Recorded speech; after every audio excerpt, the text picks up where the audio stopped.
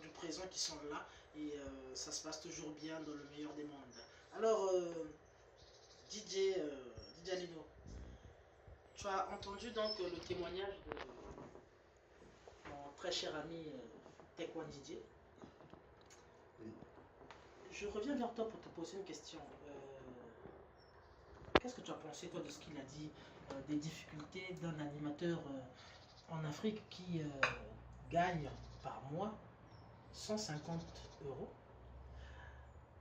et que nous, ici, sur Évreux, la difficulté, c'est que quand tu demandes à quelqu'un 200 ou 300 euros pour une petite soirée, c'est problématique. Comment est-ce que toi, tu vis ce contraste-là alors qu'il y a des gens qui vivent de ça? Je pense que les réalités ne sont pas les mêmes. Et quand je vais au Cameroun, bon, j'étais au Cameroun en juillet, mais je n'ai pas trop côtoyé les DJ.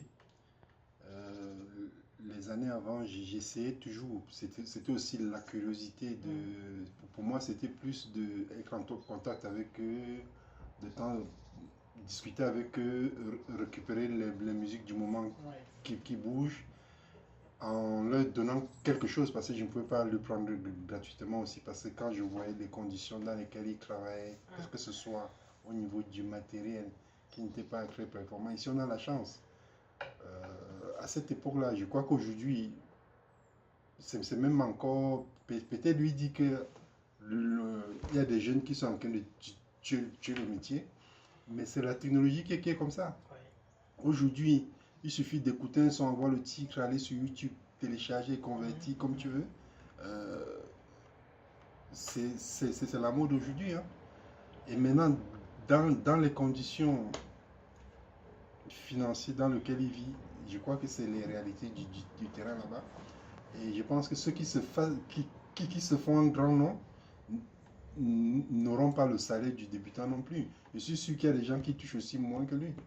Mais est-ce que tu te rends compte quand même qu'avec le travail qu'on fournit sur Évreux, parce qu'on est quand même des précurseurs de certaines soirées, de certains événements, quand on demande une maudite somme à certaines personnes ici, c'est problématique. Je pense que les gens ne se rendent pas compte, parce que quand tu dois animer une soirée, il faut que tu prépares la soirée, que tu saches même quelle est la population que tu vas avoir dans la salle pour pouvoir faire une playlist. Oui, tout à fait. Et à côté de ça, il faut installer son matériel. Il peut y avoir des moments où tu installes, le son ne sort pas et tu es complètement en stress. Voilà, tout à fait, ça commence dans quelques instants. Ah oui, et il y a l'installation du matériel, il y a l'animation, il faut essayer de faire bouger la salle. C'est une perpétuelle réflexion parce que tu n'arrêtes pas de... Tu n'arrêtes pas de réfléchir. Les gens croient peut-être que c'est quelque chose de facile, mais maintenir les gens sur une piste de danse, c'est pas facile.